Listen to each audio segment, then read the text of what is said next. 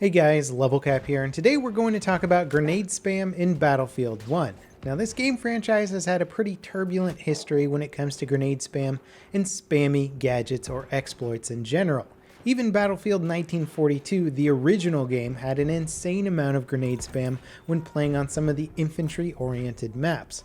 So why the heck are people still complaining about grenade spam? You would think DICE would have gotten the message by now. Well, it's just one of those things DICE devs can't seem to shake. It's like Michael Bay took one last pass at balancing the game and we all ended up with a product that's a lot less about shooting than it is about exploding. Battlefield 4 had some pretty intolerable grenade balance at the start, but eventually DICE did balance it a lot.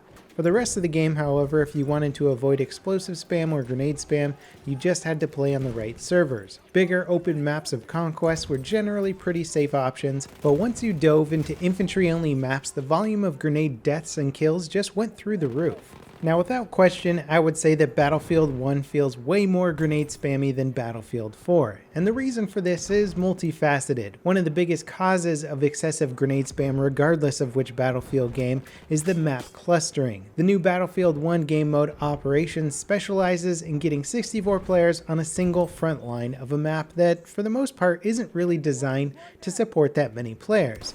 Thus, throwing a grenade in the general direction of your enemy becomes a fairly effective way to get a grenade kill. Now personally, I really dislike this specific style of using the grenade, even though I use it myself. Throwing a grenade before firing your gun is really just playing the odds, and those odds can often be pretty good. Sadly, you won't have the grenade left over if you get into a sticky situation, but let's be honest, most players usually don't live long enough to use their grenades tactically, so throwing it before the shit hits the fan at least gives you a chance of getting a grenade kill before you die. And due to the clustered, chaotic nature of Battlefield, there isn't a whole lot we can do to prevent this, or is there? There has been a fairly drastic change in the way grenades perform in Battlefield 1 compared to Battlefield 4. Grenades no longer have a detonation timer, but instead detonate approximately 9/10 of a second after they land on the ground. You can think of this type of grenade as an impact grenade, but with a short timer. And also, the impact only registers on the ground and not on the walls. This actually makes grenades way easier to use and way easier to get kills with. Battlefield 4, on the other hand, had a 3-second detonation timer after throwing the grenade, so if you try and Hail Mary throw a grenade across the map, it will detonate in midair before hitting the target. Other games like Rainbow Six Siege have the same timer style detonation, but also take it a step further, allowing you to cook a grenade by pulling the pin and holding it for a second or two. That way it detonates much quicker after reaching its target.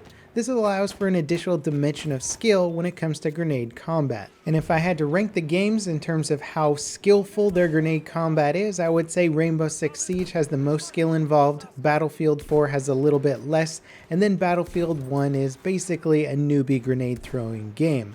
DICE seem to be dumbing down a lot of aspects of Battlefield 1, some things I can agree with, but a lot of the combat skill dumbing down seems to really make the game just far more casual oriented, and the more I investigate the sort of nuanced changes of this game, the more I realize just how much they have actually really pushed this game in a casual direction. Now there's several problems with Battlefield 1's new smart grenades. The first and biggest problem is that the detonation timer is 9/10 of a second after it hits the ground. It could be a full second, I'm just estimating as close as possible while counting the video frames. This short delay makes the standard grenade much closer in performance to an impact grenade, giving the enemy less than a second to react and get out of harm's way. Now, the average person's visual reaction time is about 250 milliseconds, or 1/4 of a second. A pro CSGO player could probably react closer to around 180 milliseconds on a good day, but that's usually in reference to seeing an enemy player.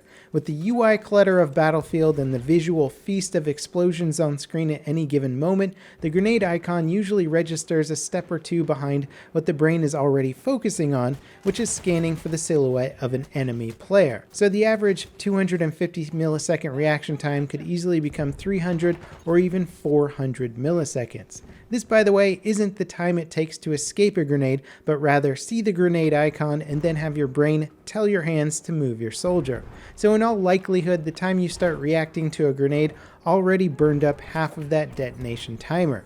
Now you have 500 to 600 milliseconds before it explodes. Provided that you're lucky enough to choose the right direction to run and it didn't land perfectly at your feet, you may escape narrowly with your life, and even my best grenade escapes have usually cost me a fair amount of health from the splash damage.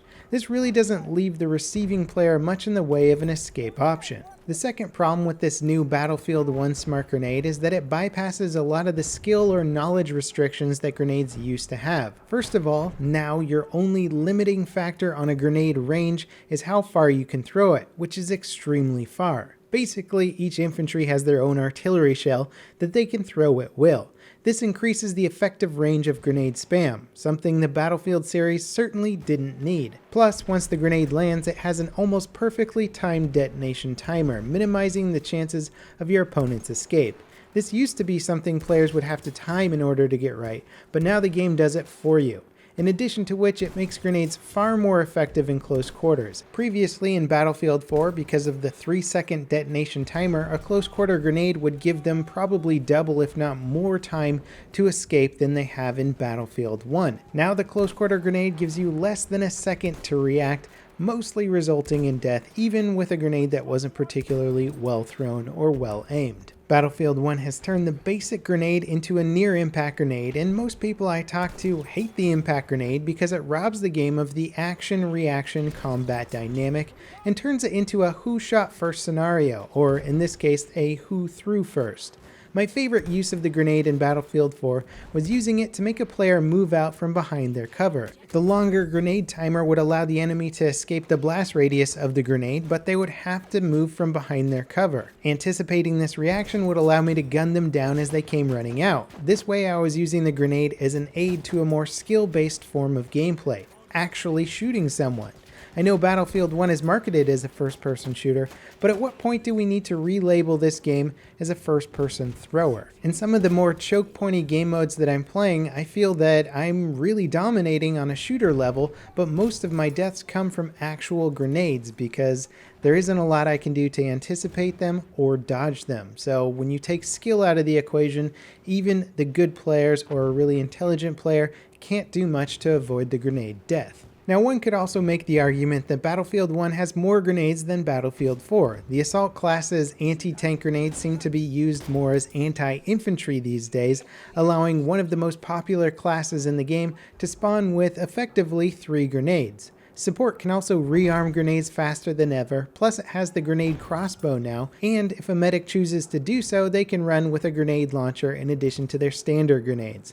It's no surprise that the infantry-oriented maps are overrun with grenade spam. Now in order to make Battlefield 1 feel less like a thrower and more like a shooter, I would propose several changes. First, I don't really see a point in the new smart grenade acting the way it does. I would be more than happy with it being switched back to the way it was in Battlefield 4. This would increase the skill curve of the grenade, make them less effective in close quarters, and also make them unviable at extremely long range. Alternatively, and more likely to be done, they could just increase the detonation timer to 1.5 or even 2 seconds after the grenade lands, giving most people, or at least good players, a chance to try and escape that blast radius. If DICE wanted to take it even a step further, setting a universal respawn timer on grenades would keep people from throwing, dying, respawning, throwing, and dying again. A similar approach was taken to the UCAV balance in Battlefield 4 when it was getting spammed too much. The universal respawn timer doesn't really affect someone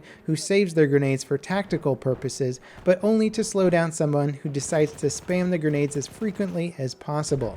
Reducing the grenade recharge rates from ammo crates would certainly help as well.